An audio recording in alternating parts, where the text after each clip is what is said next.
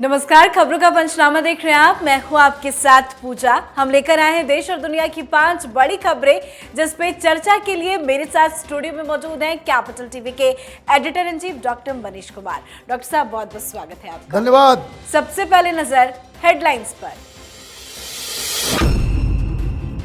Budget से पहले संसद में वित्त मंत्री ने पेश किया आर्थिक सर्वे में अच्छे संकेत।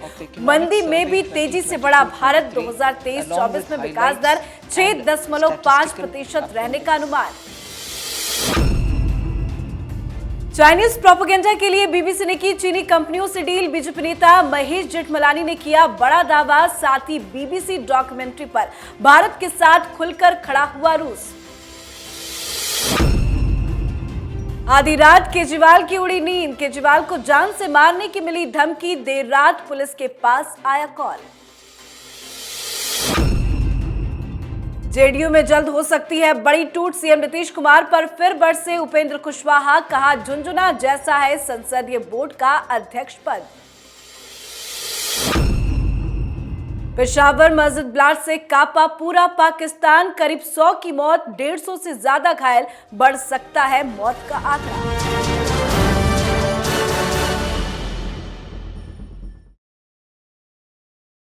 खबरों की शुरुआत आज की सबसे बड़ी और अहम खबर के साथ। आम बजट से एक दिन पहले यानी कि आज मोदी सरकार ने आर्थिक सर्वे देश के सामने रखा है। वित्त मंत्री निर्मला सीतारमण ने वर्ष 2023-24 के दौरान देश की जीडीपी दर 6 से 6.8% तक रहने का अनुमान जाहिर किया। आर्थिक सर्वे के मुताबिक अर्थव्यवस्था ने कोरोना महामारी काल में जो खोया है वो लगभग पा ही लिया। जो रुका था वो बहाल हो गया। मोदी सरकार ने कहा कि 2014 के बाद से देश में आर्थिक सुधारों को तेजी से जारी रखा गया। भारत की इकोनॉमी को काफी मजबूती मिली है। कैसा रहा आर्थिक सर्वे? देखिए, आर्थिक सर्वे के मुताबिक सरकार ने तो बताया ही कि किस तरीके से देश की इकॉनमी जो है वो आगे बढ़ रही है, लेकिन ये जो आर्थिक सर्वे है ये तो सरकार की तरफ से दावा किया गया।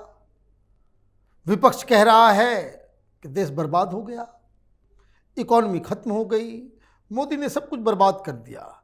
लेकिन इसके ऊपर चर्चा कम हो रही है। क्यों? क्योंकि दो और भी रिपोर्ट्स आ जाई हैं, एक आईएमएफ की तरफ से, दूसरा वर्ल्ड बैंक की तरफ से। वर्ल्ड बैंक ये कह रहा है कि 6.8 हिंदुस्तान का 2023 और उससे कहीं ज़्यादा 2024 में जीडीपी होने वाला है। आईएमएफ की रिपोर्ट क्या कह रही है? आईएमएफ की रिपोर्ट कर रही है कि 1 से 6.5 के बीच में हिंदुस्तान का जीडीपी ग्रोथ रहने वाला है। अब दोनों ही रिपोर्ट क्या कह रही है? जो सबसे बड़ी हेडलाइन है वो ये कि जितनी भी दुनिया में बड़ी इकॉनमी है उसमें सबसे तेजी से आगे बढ़ने वाला मुल्क हिंदुस्तान है, और ये 2023 और 2024 दोनों ही सालों में वर्ल्ड्स फास्टेस्ट ग्रोइंग इकॉनमी रहेगा। अब दोनों रिपोर्ट ये भी कह रही है कि दुनिया का जो ग्रोथ है वो 2.4% के ऊपर रहेगा, जबकि हिंदुस्तान 6% से ज़्यादा ग्रोथ करेगा। तो ये जो ढोल मचाने वाले सब जो हिंदुस्तान में इकॉनमी जो पढ़ा रहे थे प्रधानमंत्री को, ये कांग्रेस पार्टी की तरफ से ये जो बैटिंग कर रहे थे उनको तो जवाब मिल गया। एक तो इकोनॉमिक रिपोर्ट आ गई, कल बजट है। बजट में मिडिल क्लास के लिए और गरीबों के लिए अगर कुछ फायदेमंद प्रपोजल सरकार देती है तो इस बजट के सहारे ही भारतीय जनता पार्टी 2024 की नैया को पार कर लेगी। जी, अब बात करते हैं बीबीसी की प्रोपेगेंडा डॉक्यूमेंट्री पर, जिसको लेकर बड़ा खुलासा हुआ है। बीजेपी नेता महेश जेठमलानी ने बड़ा खुलासा करते हुए बीबीसी पर चीनी स्टेट से जुड़े कंपनियों से पैसे लेने का आरोप लगाया है। ट्वीट कर जेठमलानी ने सवाल किया कि क्या ब्रिटिश ब्रॉडकास्टिंग कॉरपोरेशन का anti India movement cash for propaganda deal के तहत चल रहा था। सामने आई जानकारी के अनुसार बीबीसी ने 18 चीनी कंपनियों से डील की थी। ऐसे में वो भारत के विरोधियों से पैसे लेकर देश के खिलाफ प्रोपेगेंडा फैला रहा है। तो वहीं बीबीसी की डॉक्यूमेंट्री पर जारी विवाद के बीच भारत को रूस का साथ मिला है। रूस ने बीबीसी पर न केवल उसके विरुद्ध बल्कि स्वतंत्र नीति अपना रहे अन्य वैश्विक केंद्रों के विरुद्ध भी विभिन्न मोर्चों पर सूचना युद्ध छेड़ने का आरोप लगाया है। क्या वाकई चीनी दलाल है बीबीसी? देखिए, कल हमने खुलासा किया था किस तरीके से बीबीसी की जो डॉक्यूमेंट्री है उसको बनाने वाले लोग कतर, अल जजीरा और जिहादी तंजीमों से जुड़े हुए हैं। कौन लोग हिंदुस्तान में बीबीसी के डॉक्यूमेंट्री को दिखाने पे अड़े हुए हैं? दो ग्रुप है, एक वामपंथी और दूसरा जिहादी। ये तमाम लोग ये चाहते हैं डॉक्यूमेंट्री दिखाया जाए। ये वही लोग हैं जिनका गठबंधन हमने सीए प्रोटेस्ट के दौरान देखा।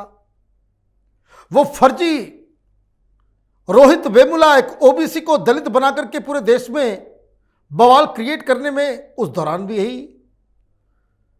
फिर किसान आंदोलन के समय भी यही एंटी नेशनल लोग। तो ये किसके कहने पे हो रहा है? अब उसका जवाब आया है।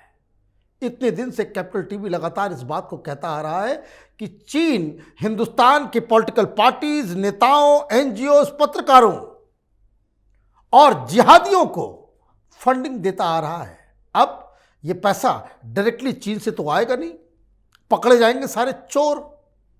तो ये घूम के आता है अलग अलग तरीके से, अलग अलग विधा से, कि किस तरीके से हिट जॉब किया जाए। अब बीबीसी के बारे में जो कहा जा रहा है कि वो हुआवे कंपनी से पैसे ले रहा था। अब ये हुआवे कंपनी कौन है? प्रधानमंत्री मोदी ने देश से बाहर कर दिया उसको। क्यों? वो जासूसी कर रहा था हिंदुस्तान में। 5G का भी हिंदुस्तान ने बिडिंग की। सारे चाइनीज कंपनी को कहा कि बाहर, आपको बिडिंग में पार्टिसिपेट करने की अनुमति ही नहीं दी जाएगी। हुआवे कंपनी को यूके में भी बैन किया हुआ है। हुआवे कंपनी को बाकायदा यूएस ने भी बैन कर रखा है, क्योंकि ये चाइनीज सीक्रेट एजेंसीज के लिए खुफिया का काम करता है। अब बीबीसी जरा ज्यादा चालाकी कर रहा था। बीबीसी का अपना एक डोमेस्टिक न्यूज डिस्पेंसेशन का काम है और एक उसका इंटरनेशनल विंग है, जो अलग अलग जगहों पे देश भर में जो उसका सेवाएं चलती हैं। तो बीबीसी जो ब्रिटेन के लिए है, उसके लिए तो सरकार वहाँ की पैसा देती है, लेकिन पैसे इतने कम पड़ जाते हैं कि इंटरनेशनल सर्विसेज के लिए उसको बाहर से पैसे लेने पड़ते हैं। अब खुलासा यही है कि 18 चाइनीज कंपनी से इसने पैसे लिए। उस 18 में से 9 चीनी सरकार की कंपनी है। तो आपने जो सवाल पूछा कि क्या बीबीसी चीन का दलाल है, इसमें कोई शक और गुंजाइश की कोई सवाल बचा क्या? नहीं। बिना किसी डाउट के ये चीन का दलाल बन चुका है, जिहादियों का दलाल बन चुका है। इसका नाम अब चाइनीज ब्रॉडकास्टिंग कॉरपोरेशन रख देना चाहिए। इनका नाम जिहादी ब्रॉडकास्टिंग कॉरपोरेशन रख देना चाहिए। जी, अब बात करते हैं अगली खबर की। दिल्ली के मुख्यमंत्री अरविंद केजरीवाल को जान से मारने की धमकी मिली है। ये धमकी देर रात पुलिस को फोन करके दी गई। फोन करके शख्स ने कहा कि मैं तुम्हें गोली मार दूंगा केजरीवाल। धमकी मिलने के बाद हड़कंप मच गया। कॉल के बाद पुलिस एक्शन में आ गई। पुलिस ने नंबर के आधार पर कॉलर की पहचान की। इसके बाद पुलिस जब उसके पास पहुंची तो पता चला कि कॉल करने वाला शख्स 38 साल का है और मानसिक रूप से विक्षिप्त है, जिसके बाद पुलिस ने कॉलर को छोड़ दिया। कौन मारना चाहता है केजरीवाल को? भाई, ये तो भगत सिंह की औलाद है, इनको क्यों डर लग गया? रात में हड़कंप, इस तरह के फोन कॉल्स तो बहुत लोगों को आते हैं और इस तरह से डराया धमकाने का काम। पुलिस एक्शन में आ गई उसके लिए कम से कम सवेरे सवेरे केजरीवाल को धन्यवाद देना चाहिए था, अमित शाह को। लेकिन ये तो है राजनीति का नटवर लाल, चीज़ों को घुमाने बहकाने में ये सबसे आगे होता है। कोई भी मुख्यमंत्री हो, उसके लिए कॉल आ रहा है, एक सीरियस मैटर है। लेकिन ये केजरीवाल का केस अलग है। ये खुद ही कभी अपने ऊपर चांटे लगवा लेता है, कभी वो बाकायदा, अभी देखिए जो इनकी चेली है, उन्होंने एबीपी न्यूज़ के साथ मिलकर क्या कांड कर दिया। चली गई वो निरीक्षण करने के लिए, कोई उसको घसीटा नहीं और रोना धोना शुरू कि भाई 10-15 मीटर तक हमें घसीटता ले गया। सब पोल पट्टी खुल गई तो पूरा थोड़ा सा मामला डाउन हुआ। मीडिया वाले भी कुछ बोलते नहीं है। तो चीफ मिनिस्टर हैं दिल्ली के, इनकी जान कीमती है और दिल्ली पुलिस ने बहुत ही अच्छा काम किया कि तुरंत उसको पकड़ लिया। मानसिक रोग से वो विक्षिप्त था और इसलिए इस तरह के काम कर रहा है। लेकिन ये सोचने वाली बात है कि बिना किसी वजह, बिना किसी चीज़ के कोई पागल आदमी भी केजरीवाल को इस तरह की धमकी दे रहा है, तो केजरीवाल की पॉपुलैरिटी लेवल क्या है, ये अपने आप उसका खुलासा हो जाता है। जी, अब बात करते हैं बिहार की सियासी लड़ाई की। बिहार में जबरदस्त घमासान मचा हुआ है। जेडीयू के दो फाड़ होते नजर आ रहे हैं। जेडीयू के संसदीय बोर्ड के अध्यक्ष उपेंद्र कुशवाहा ने एक बार फिर नीतीश कुमार को निशाने पर लिया। प्रेस कॉन्फ्रेंस कर आज उपेंद्र कुशवाहा ने कहा कि सीएम कहते हैं कि मुझे संसदीय बोर्ड का अध्यक्ष बनाकर उन्होंने बड़ी इज्जत दी है, लेकिन मैं मानता हूं कि मुझे झुंझुना पकड़ाया गया। उपेंद्र कुशवाहा ने आरोप लगाया कि मुझे सिर्फ पद दिया गया, कोई अधिकार नहीं मिला। इसी बीच चिराग पासवान का भी बड़ा बयान सामने आया। उन्होंने कहा यूज एंड थ्रो की राजनीति करते हैं नीतीश कुमार। क्या उपेंद्र कुशवाहा वाकई आर पार के मूड में आ गए हैं? देखिए, कुछ नहीं होने वाला। ये सारी लड़ाई ये हो रही है कोई बिहार को बेहतर करने के लिए नहीं। सब अपनी अपनी राजनीतिक रोटियां सेकने में लगे हुए हैं। उपेंद्र कुशवाहा को कुर्सी चाहिए, मंत्रालय चाहिए।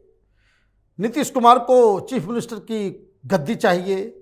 तेजस्वी यादव को भी मुख्यमंत्री की गद्दी चाहिए। सबको कुछ न कुछ चाहिए ही, कुछ कोई देना नहीं चाह रहा। और इस वजह से इसको कहते हैं कि खींचतान जो है राजनीतिक चल रही है। क्या दिक्कत है? नीतीश कुमार एक कमजोर नेता बन गए हैं। नीतीश कुमार अगर पुराने वाले नीतीश कुमार होते तो इस तरह की बेइज्जती वो सहते नहीं। उपेंद्र कुशवाहा को बाहर निकाल चुके होते। उपेंद्र कुशवाहा जो नीतीश कुमार को पानी पी पी के गालियां दे रहे थे चुनाव के समय, भाई क्या ऐसी मजबूरी आ गई नीतीश कुमार को, आपने उनको पार्टी में ले लिया?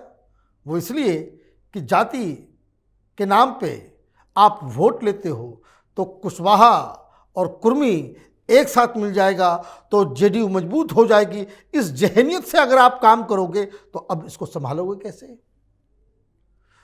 तो वो ना छोड़ेंगे ना ये निकालेंगे। अंततोगत्वा होगा ये कि पार्टी टूटेगी। पार्टी टूटने से किसी को कोई फर्क नहीं पड़ेगा सिवाय नीतीश कुमार के। नीतीश कुमार की राजनीति आखिरी पड़ाव पे है। इनको जितना धोखा देना था, जितनी कस्में खानी थी, जितना मैं मिट्टी में मिल जाऊंगा, बीजेपी में नहीं जाऊंगा, मैं मर जाना पसंद करूंगा, बीजेपी में नहीं जाऊंगा, ये तमाम तमाशेबाजी, it has come to an end. अब ट्रेन जो है आखिरी पड़ाव पे आ चुकी है। राजनीति में वो पूरी तरीके से एक्सपोज हो चुके हैं और इसलिए बिहार की भलाई इसी में है कि जो तमाम अभी जो प्रेजेंट जनरेशन के जो लीडर्स जो वहाँ राजनीति के प्रथम पंक्ति में नज़र आ रहे हैं, जब तक उनको युवाओं से रिप्लेस नहीं किया जाएगा बिहार का कुछ नहीं होने जा रहा। क्योंकि जितने लोग अभी राजनीति में जो वरिष्ठ लोग हैं, ये सब अपने खानदान, अपनी स्वार्थ के लिए राजनीति में हैं और इसलिए बिहार देश का सबसे पिछड़ा राज्य बन चुका है। जी, आज की आखिरी खबर में बात पेशावर मस्जिद ब्लास्ट की, जिससे पूरा पाकिस्तान कांप उठा है। मरने वालों की संख्या लगातार बढ़ती जा रही है। ये संख्या बढ़कर 100 के करीब पहुंच गई है, तो वहीं 150 के आसपास लोग घायल बताए जा रहे हैं। अनुमान ये भी है कि आंकड़ा अभी और ज्यादा बढ़ सकता है। अंदर कम से कम 260 लोग थे। विस्फोट के दौरान मस्जिद की दीवार ढह गई, जिसके नीचे दर्जनों दबे हुए थे। पर बड़ी बात, हमले की जिम्मेदारी तालिबान ने ली है, पर पाकिस्तान ही था जो तालिबान की मदद कर अफगानिस्तान की धरती पर कब्जा करवाया था। लेकिन अब पाकिस्तान खुद इसका परिणाम भुगत रहा है। क्या तालिबान का साथ देना पाकिस्तान को महंगा पड़ रहा है? देखिए, अपने घर में अगर आप सांप पालेंगे तो कभी न कभी वो डसेगा ही, और वही हो रहा है। तालिबान शरीयत चाहता है, वो हिंदुस्तान में आएगा तो भी शरीयत मांग करेगा। वो पाकिस्तान में होगा तब भी शरिया कानून को बोलेगा लागू करो। वो अफगानिस्तान में होगा तब भी कहेगा कि शरिया कानून लागू हो। उनका एजेंडा क्लियर है। इनका एजेंडा क्या था? इनका एजेंडा ये था कि भाई इस तरह के तालिबानियों को जो शरिया का कानून दुनिया भर में लागू करना चाहते हैं, उसको समर्थन देना, उनको ट्रेनिंग देना, उनको आतंकी बनाना, उनको हथियार देना, उनको सब कुछ सहायता देना। और उनको ये लगा कि ये करके जो हिंदुस्तान पहले अफगानिस्तान में बड़ी अपनी साख मजबूत कर रहा था, हम हिंदुस्तान को वहाँ से भगा देंगे और ये हमारे लिए एक बफर जोन की तरह काम करेगा और अमेरिका को इस मुसीबत से बाहर निकालने के लिए उन्हें इनाम मिलेगा। क्या हुआ? जैसा मैंने कहा कि ये तालिबान, ये जिहादी, ये इस्लामिस्ट, ये सांप हैं। जहां रहेंगे वहीं लोगों को डसेंगे। आपको इस चीज जान के हैरानी होगी, ये इस्लामिक जिहाद, ये इस्लामिक आतंकवाद, उससे अब तक का जो आंकड़ा है, मुस्लिम्स ज़्यादा मरे हैं और नॉन मुस्लिम्स कम मरे हैं। अब तहरीके तालिबान पाकिस्तान, इन्होंने दो गुट बना रखा है, नाम है सिर्फ, दोनों एक ही हैं, लेकिन जो पाकिस्तान में ऑपरेट करते हैं उनको टीटीपी कहते हैं। अब तालिबान से भी रिश्ते खराब, टीटीपी से भी रिश्ते खराब, आप कहीं के नहीं रहे। टीटीपी ने भी हमला करना शुरू किया है और जिस हिसाब से पाकिस्तान के कोने कोने में ये पहुंचा हुआ है और जिस हिसाब से पाकिस्तान की स्थिति हो गई है, ऐसे हमले और भी होंगे। देखना ये है, इस्लाम के नाम पे बना हुआ ये कंट्री, जो कि वित्त मंत्री भी कह रहा है कि अब अल्लाह ही मालिक है इस मुल्क का, तो वो बचा पाते हैं या नहीं बचा पाते हैं?